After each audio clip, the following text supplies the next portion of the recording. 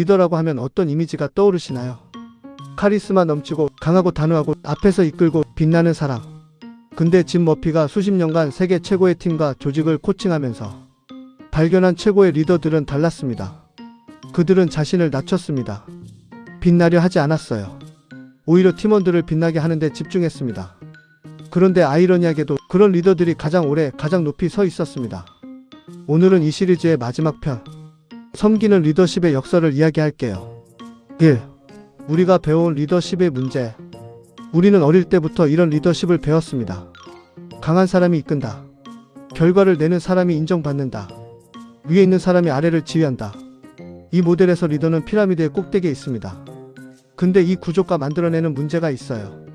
리더가 모든 결정을 해야 하고 팀원들은 시키는 것만 하고 리더가 자리를 비우면 조직이 흔들립니다. 그리고 더 큰 문제. 이런 구조에서 리더는 늘 자신의 자리를 지키기 위해 두려움으로 움직입니다. 실수하면 안 되고 약점을 보이면 안 되고 남보다 못해 보이면 안 됩니다. 짐 머피는 말합니다. 두려움으로 이끄는 리더는 팀을 움직일 수 있다. 하지만 팀의 마음을 움직일 수는 없다. 섬기는 리더십이란 무엇인가? 섬기는 리더십 서번트 리더십은 1970년대 로버트 그릴리프가 처음 체계화한 개념입니다. 핵심은 간단합니다. 리더의 역할은 팀원이 최고의 모습을 발휘하도록 돕는 것이다. 피라미드를 뒤집는 겁니다. 꼭대기에서 지휘하는 리더가 아니라 아래에서 팀 전체를 바치는 리더. 짐 머피는 이 개념을 퍼포먼스 코칭에 직접 적용했어요. 그가 코칭한 팀들 중 가장 빠르게 성장한 팀들의 공통점은 리더가 가장 똑똑한 팀이 아니었습니다. 리더가 팀원을 가장 잘 이해하고 팀원이 성장하는데 가장 많은 에너지를 쓴 팀이었습니다. 3. 실제로 어떻게 다른가 두 리더의 이야기. 짐 머피가 직접 코칭한 두 팀 리더의 이야기입니다. 리더 O는 성과 중심의 사람이었어요. 회의마다 숫자를 강조했고 잘못된 결과가 나오면 책임자를 찾았으며 팀원들이 자신의 기대치를 못 채우면 강하게 압박했습니다. 단기 성과는 나왔어요. 하지만 팀원들은 늘 긴장했고 실수를 두려워했으며 창의적인 시도를 하지 않았습니다.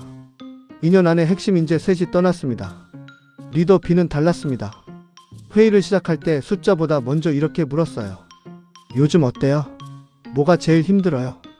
팀원이 실수를 했을 때 책임을 묻기 전에 이 상황에서 내가 어떻게 도울 수 있을까? 를 먼저 물었습니다. 자신의 공을 드러내기보다 팀원의 기여를 먼저 인정했습니다. 처음엔 B팀의 단기 성과가 A팀보다 낮았어요. 하지만 1년 후 B팀의 팀원들은 스스로 문제를 찾고 스스로 해결하고 서로를 도왔습니다. 리더가 없어도 팀이 굴러갔어요.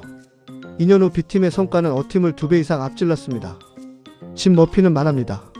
최고의 리더는 팀원이 떠날 때 슬퍼하는 게 아니라 떠나도 잘 될 만큼 성장시켰다는 사실에 자부심을 느낀다. 4. 섬기는 리더십의 3가지 실천법. 이걸 어떻게 일상에서 실천할 수 있을까요? 짐 머피가 제시한 방법입니다. 가장 먼저 상대를 이해하려 하라. 섬기는 리더의 첫 번째 조건은 경청입니다. 말하기 전에 듣고 지시하기 전에 묻고 판단하기 전에 이해하세요. 상대가 어떤 상황에 있는지 무엇이 두렵고 무엇이 필요한지를 먼저 파악하면 훨씬 정확하게 도울 수 있습니다. 공을 나눠라 아니 먼저 줘라. 잘 됐을 때 팀원을 앞세우고 잘못됐을 때 리더가 먼저 책임지는 문화. 이것 하나만으로도 팀의 심리적 안정감이 올라갑니다. 심리적 안정감이 높은 팀은 실수를 두려워하지 않고 새로운 시도를 하고 더 빠르게 성장한다는 것. 구글의 아리스토텔레스 프로젝트에서도 증명된 사실입니다. 상대의 성장을 나의 성과로 삼아라. 내 팀원이 나보다 잘 되는 걸 기뻐할 수 있는가? 이게 섬기는 리더십의 핵심 질문입니다. 진짜 리더는 자신이 빛나는 게 아니라 팀원이 빛날 때 가장 큰 보람을 느낍니다. 짐 머피는 말합니다. 당신이 키운 사람이 당신을 넘어설 때 그게 리더로서 가장 위대한 순간이다. 이 시리즈를 통해 우리는 내면 근력의 여러 요소를 다뤘습니다. 외적 성공의 함정을 알고 내면에서 바깥으로 흐르는 삶을 선택하고 두려움을 넘어서고 제한적 믿음을 깨고 현재에 집중하고 과정을 사랑하고 사랑과 지혜와 용기를 키우고 PALMS 바이러스에서 벗어났습니다. 그리고 마지막은 여기입니다. 나를 넘어서는 것. 내 성공이 아니라 타인의 성장을 위해 사는 것. 그게 가장 높은 수준의 내면 근력입니다. 짐 머피는 말합니다. 진정한 탁월함은 나 혼자 높이 올라가는 것이 아니다. 내 주변 사람들을 함께 끌어올릴 때 그 탁월함은 비로소 완성된다. 오늘 영상 한 줄 요약입니다. 가장 위대한 리더는 가장 많이 가진 사람이 아니라 가장 많이 나눠준 사람이다. 9편에 걸쳐 짐 머피의 내면 근력을 함께 살펴봤습니다. 외적 성공의 함정부터 섬기는 리더십까지 이 모든 이야기의 핵심은 하나였어요. 강한 내면이 강한 삶을 만든다. 오늘부터 딱 하나만 실천해 보세요. 내 주변 사람 한 명에게 그 사람의 기여를 먼저 진심으로 인정해 주세요. 그 한마디가 섬기는 리더십의 시작입니다. 9편 시리즈 전체를 봐주신 여러분 정말 감사합니다. 혹시 이 시리즈가 도움이 되셨다면 주변에 한 분만 공유해 주세요. 좋은 내용은 나눌수록 커집니다. 구독과 좋아요도 부탁드립니다.